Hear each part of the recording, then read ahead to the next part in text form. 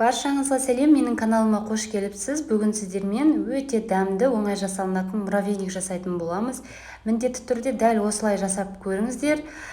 Сөзсіз сіздің муравейнигіңіз өте дәмді шығатын болады. Алдымен жұмыртқаға қантымызды қосып араластырамыз. Кішкене қанты ерігенше дәл осылай жақсылап араластырып қоямыз.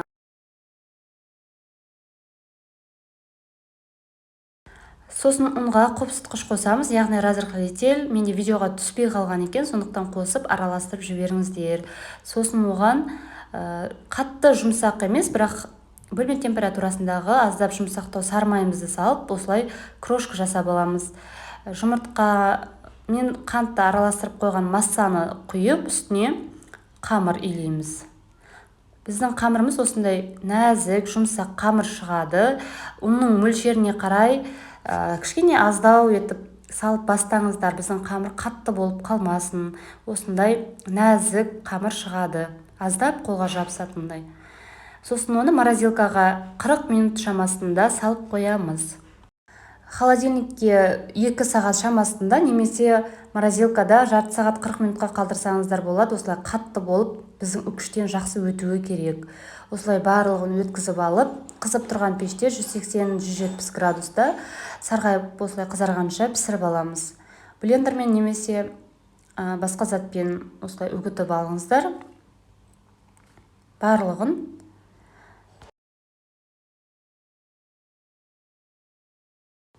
мен осылай барлығын үгітіп алдым. Ал қоспасына вареный сгущенка мен сгущенный молоконы екеуін араластырып қосқан ұнайды. Егер қаласаңыздар тек варенка немесе сгущенный молоконың тек өзін ғана қоссаңыздар да болады.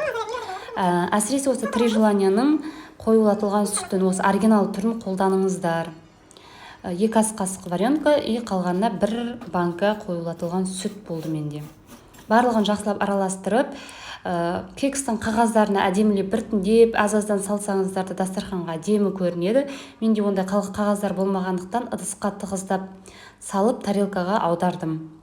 Беті сонда теп-тегіс болып жинақы әдемі тұрады.